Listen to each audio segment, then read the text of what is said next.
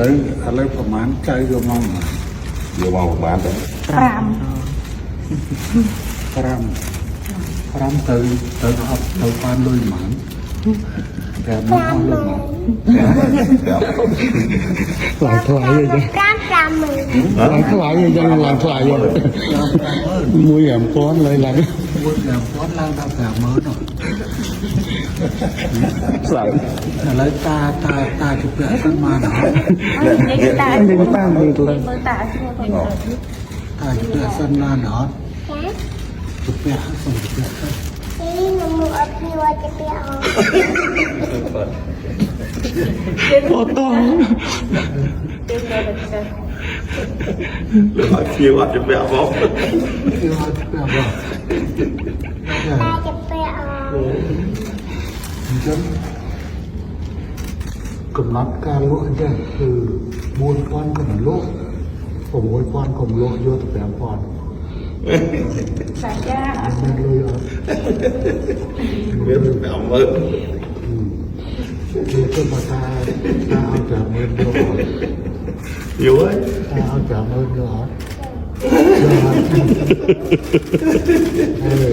ประโยคการโอ้ยแบบมือเอาวะข้างอับโย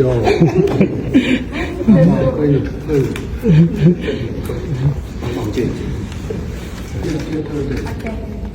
น้ำมันเคยมาเป็นโยกูที่ยังอ่อนมากดังมุ้ยโตปรามโรยมุ้ยโตปรามโรยมุ้ยโยปรามโรยมุ้ยโดปรามโรยโอ้ใครสิพากรรมลูกฟันมุ้ยต้องชมโอ้ยต้องชมลูกเยอะเลยฉลาดอ่ะ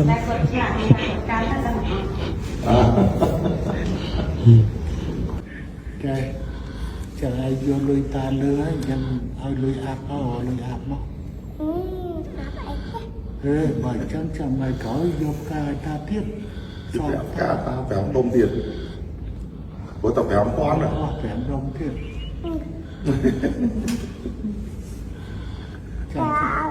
ปันนังไหนจอที่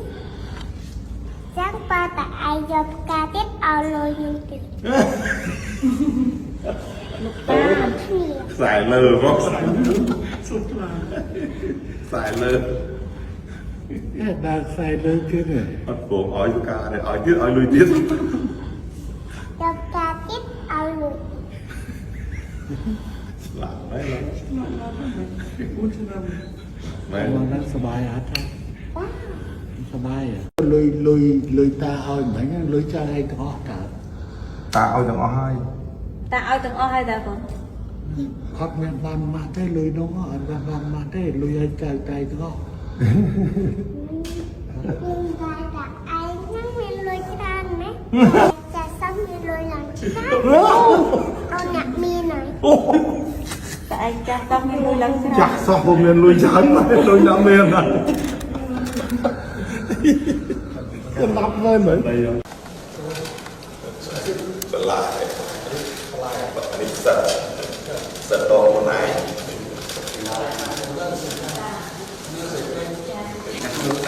សម្ដេចតេជោហ៊ុនសែនអនុញ្ញាតឲ្យកុមារីលក់ផ្កានៅគិរីរម្យនិងឪពុកម្ដាយចូលជួបផ្ដល់ថវិកាប្រមាណ70លានរៀលទិញដីធ្វើផ្ទះនិងដីធ្វើចម្ការនៅរសៀលថ្ងៃអាទិត្យមួយកើតខែពិសាខឆ្នាំអសាញ់សប្បស័កពុទ្ធសករាជ2568ត្រូវនៅថ្ងៃទី27ខែមេសាឆ្នាំ2025នេះសម្ដេចអគ្គមហាសេនាបតីតេជោហ៊ុនសែនប្រធានព្រឹទ្ធសភានៃព្រះរាជាណាចក្រកម្ពុជាបានអនុញ្ញាតឲ្យក្រុមគ្រួសារកុមារីស៊ុនស្រីតីចៅស្រីតូចលក់ផ្កានៅគិរីរម្យចូលជួបនិងបានសួរសុខទុក្ខនៅភូមិគ្រឹះក្រុងតាខ្មៅបន្ទាប់ពីបានសាកសួរអំពីស្ថានភាពរស់នៅរបស់ក្រុមគ្រួសារនិងការសិក្សារបស់ចៅដែលមានជីវភាពលំបាកកំពុងរស់នៅផ្ទះដែលជាផ្ទះបងឲ្យស្នាក់នៅបណ្ដោះអាសន្នដែលស្ថិតនៅក្នុងភូមិថ្មីគិរីរម្យឃុំចំបក់ស្រុកភ្នំស្រួចខេត្តកំពង់ស្ពឺក្នុងនោះដែរគឺកំពុងតែបងរំលោះម៉ូតូមួយគ្រឿងដើម្បីជាមធ្យោបាយប្រកបរបរប្រចាំថ្ងៃផងដែរដែលប្រាក់ចំណូលនិងសន្សំទាំងប្តីនិងប្រពន្ធគឺបានតែមួយគ្រប់បងរំលោះម៉ូតូមួយខែតែប៉ុណ្ណោះ គ្រួសារចៅតៃមានសមាជិក5នាក់រួមមានឪពុកឈ្មោះសេងរិទ្ធមានអាយុ40ឆ្នាំមុខរបរជាអ្នកបោចបរដបផ្សិតនិងស៊ីឈ្នួលប្រក់ដំបូលផ្ទះនិងម្ដាយមានឈ្មោះថាទឹកមុំមានអាយុ44ឆ្នាំមុខរបរលក់ផ្កានិងលក់ចាពួយបន្តិចបន្តួចលើភ្នំគិរីរម្យនិងមានកូនទាំងអស់ចំនួន3នាក់ក្នុងបន្ទុកទី1ឈ្មោះសុនស្រីលក្ខភេទស្រីមានអាយុ16ឆ្នាំឈប់រៀននៅថ្នាក់ទី7ទី2ឈ្មោះសុនដេវីតភេទប្រុសមានអាយុ10ឆ្នាំរៀនថ្នាក់ទី3នៅសាលាដូងលើភ្នំគិរីរម្យនិងទី3ឈ្មោះសុនស្រីតៃភេទស្រីមានអាយុ4ឆ្នាំដែលជាចៅស្រីលក់ផ្កាមិនទាន់ចូលរៀន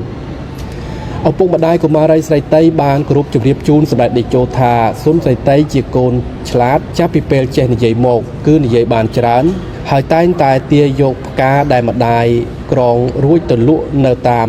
ផ្លូវជាមួយម្ដាយខណៈពេលដែលគោរពជម្រាបជូនសម្ដេចតេជោកុមារីស្រីតៃបានជជែកលេងជាមួយនឹងសម្ដេចតេជោជាច្រើនដោយការបង្ហាញនៅក្នុងវីដេអូ TikTok នោះស្រាប់ដើម្បីសម្រួលដល់ការរស់នៅរបស់ក្រុមគ្រួសារកុមារីស្រីតៃសម្ដេចតេជោបានផ្ដល់ថវិកាជាប្រាក់ដុល្លារចំនួន$10,000និងប្រាក់រៀលចំនួន30លានរៀលចូលនៅក្នុងគណនីធនាគារសម្ដេចតេជោក៏បានផ្ដល់1លានរៀលក្នុងមួយខែរយៈពេល3ឆ្នាំព្រមទាំងទិញដីសម្រាប់ធ្វើផ្ទះឲ្យនិងដីសម្រាប់ធ្វើចម្ការដែលនៅខាងក្រោមភ្នំគិរីរម្យជាប់នឹងផ្លូវធំដែលអាចប្រកបមុខរបរលក់ចាប់ហួយនិងអាចធ្វើចម្ការចិញ្ចឹមសត្វជាពិសេសកាន់តែងាយស្រួលសម្រាប់កូនទៅរៀនលោកសេងទៀងនឹងទទួលរៀបចំកិច្ចការងារនេះសម្ដេចតេជោក៏បានជូនពរឲ្យក្រុមគ្រួសារកុមារីសុនស្រីតៃជោគជ័យនិងសំណាងល្អជាមួយគ្នានេះផងដែរសម្ដេចតេជោក៏បានបង្ហោះសារនៅលើ Facebook របស់សម្ដេចតេជោដែលមានខ្លឹមសារសំខាន់ថាថ្ងៃនេះបានជួបចៅតៃនិងក្រុមគ្រួសាររួចហើយចៅតៃបានយកផ្កា5កម្រងមកលក់ឲ្យខ្ញុំដែល1កម្រង5,000រៀលសូមចុះ4,000រៀលមិនព្រមជូន6,000រៀលក៏មិនព្រមគឺដឹងតែ5,000រៀលសូមទិញជំពាក់លុយសិនក៏មិនព្រមនៅពេលដែលឲ្យ50,000រៀលចៅថារួចគ្នាប្រាប់ថាជំពាក់តា5កម្រងត្រូវយកមកឲ្យតាទៀតចៅឆ្លើយថាថ្ងៃក្រោយយកមកលក់លើកក្រោយគិតលុយទៀតសម្ដីចាក់ទឹកបន្លិចគួរឲ្យស្រឡាញ់ឪពុកម្ដាយប្រាប់ថាមិនបានបង្ខំចៅឲ្យទៅលក់ផ្កាទេតែចៅតៃទាមទារឲ្យឪពុកម្ដាយធ្វើផ្កាដើម្បីយកទៅលក់ដែលត្រូវកាត់យកពីម្ដាយ500រៀលក្នុងមួយកម្រងខ្ញុំសួរចៅតៃថាចង់ធ្វើអ្វីនៅពេលខាងមុខចៅឆ្លើយថាចង់រៀនជាចម្លើយដែលធ្វើឲ្យខ្ញុំពេញចិត្តបំផុតខ្ញុំបានរៀបចំដើម្បីបង្កើតមុខរបរសម្រាប់ក្រុមគ្រួសារគឺការលក់ដូងនិងកសិកម្មដែលនឹងចាត់ចែងនាពេលខាងមុខ